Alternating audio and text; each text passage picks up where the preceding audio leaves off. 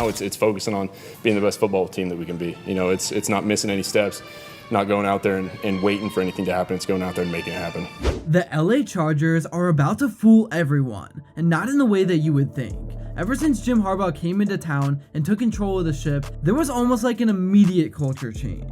Players have been staying late at workouts, and all the returning guys have that bad taste in their mouth after what happened last year. Will the process to becoming a real threat take some time? Yes. Is the offensive line still below average? Yes. But I really do like what this team is building towards, and it finally feels like they have a vision for the future. They let Keenan Allen go to the Bears. Really, they are just kind of resetting, and I don't think the NFL is paying any attention to what this team is doing, at least the national media. So that's why I wanted to cover what's going on with this team. But before I begin, I would really appreciate it if you would drop a like and subscribe. It only takes 5 seconds, plus you can always change your mind. We're on the road to 40k subscribers, and with your support, I believe we can get there super fast. So yeah, Jim Harbaugh's arrival has brought a new level of intensity and attention to detail to the team.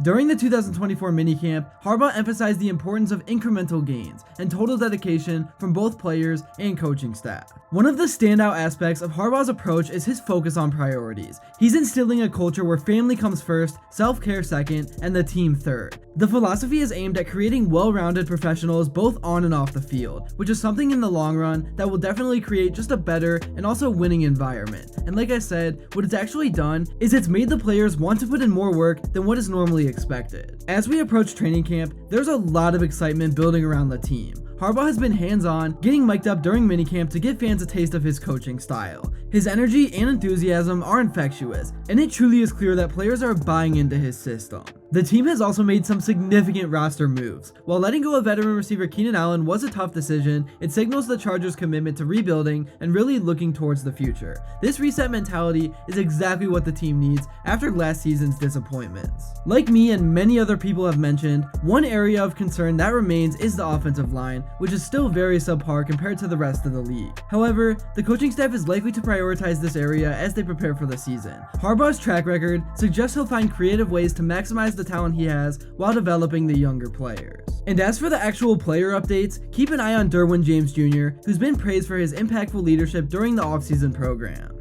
There's also positive news about Gus Edwards and Will Disley, both of whom are progressing well and are expected to be ready for training camp. I would say the Chargers' approach this offseason has been methodical and focused. They're not making flashy moves that grab headlines, which is why, as I mentioned, they might be flying under the radar of the national media. But this really could work to their advantage, allowing them to surprise opponents as the season unfolds. Getting back to the offensive line, they drafted Joe Alt, an offensive tackle from Notre Dame with the 5th overall pick in the 2024 NFL Draft. This was definitely a major investment, but a move they had to make, and I really like the guy. The team signed veteran Bradley Bozeman, who is expected to be the starting center. Bozeman brings experience and is considered a good fit for the new offensive scheme under Greg Roman. The Chargers released center Corey Linsley on June 5th, indicating a shift in strategy. They signed Alex Leatherwood on May 29th, and the team exercised the 5th-year option on left tackle Rashawn Slater on April 29th, securing his position for the near future. There's still some uncertainty about where Joe Alt will fit in, as head coach Jim Harbaugh has made some conflicting statements about Alt's role and Slater's position. So this suggests that the final configuration of the offensive line may still be in flux as the team approaches training camp.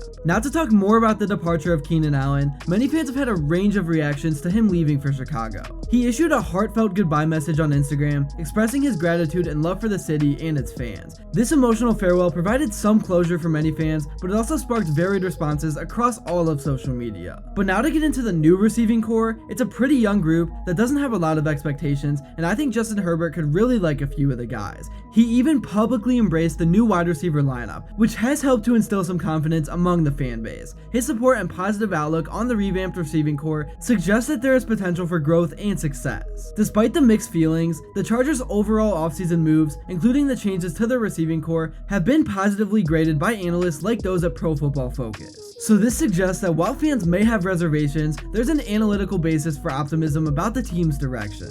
As for guys I think you should be excited for in the receiving core, the Chargers selected Ladd McConkey in the 2nd round of the 24 NFL Draft. And fans are intrigued by his potential, as he's described as a polished route runner with versatility to play both inside and outside. His skill at all 3 levels of the field and his success against zone coverage in college with an 87.7 PFF grade really does make him a pretty promising addition.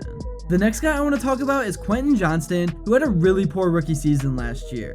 Some fans are hopeful that he can step up in his second season, and as a former first-round pick, there's still potential for him to develop into a significant threat that can do some damage, as he is expected to get a little more action with Allen in Chicago. Alright, now let's move on to the RB room. The Chargers running back room has undergone a complete transformation for the upcoming season, and it's shaping up to be one of the most intriguing position groups to watch. Let's break down what's changed and what we can expect. First off, the Chargers have said goodbye to a longtime fan favorite, Austin Eckler, who signed with Washington. This marks the end of an era, but also opens up exciting new possibilities for the team's ground game. Gus Edwards was the Chargers' big free agent signing. He comes over from Baltimore, where he had a career year in 2023, rushing for 810 yards and 13 touchdowns. He's a powerful downhill runner who fits perfectly with Jim Harbaugh and Greg Roman's physical offensive philosophy. He's likely to start the season as the RB1, bringing a bruising style that contrasts sharply with Eckler's elusive approach. But the Chargers didn't stop there. They also brought in J.K. Dobbins, another former Raven. Dobbins is definitely the wild card here. He's an incredibly talented back who's been hampered by injuries, including a torn Achilles. If he can stay healthy, he could form a formidable 1-2 punch with Edwards. The 2022 4th-round pick hasn't had many opportunities yet, but this new offense could be his chance to shine. He's still young at 22 and has shown flashes of potential. Now for the defense, it's shaping up to be one of the most exciting storylines of their season. First and foremost, the Chargers have brought in Jesse Minter as their new defensive coordinator. This move signals a fresh start and a departure from the disappointing defensive performances of recent years. Under former head coach Brandon Staley, the Chargers defense consistently underperformed, ranking 29th, 21st, and 24th in points allowed over the past 3 seasons. One thing this team really focused on was their edge rushers. They made significant moves to bolster this group, retaining both Khalil Mack and Joey Bosa by reworking their contracts. They've also added veteran Bud Dupree to the mix, creating a very solid pass rushing unit. Overall, I think the Chargers are going to be a lot better than what people think. But more importantly than that, even if they don't win this year, I think Jim Harbaugh is going to change the culture. And they are only 2 or 3 years away from becoming a real contender. But let me know what you guys think in the comments below. That's all I have to say for this video. Thank you all so much if you made it to this point. And if you enjoyed and haven't yet, please be sure to drop a like and subscribe, because your support truly does mean the world. And also, let me know what you would like to see next. And until then, I will see you all later.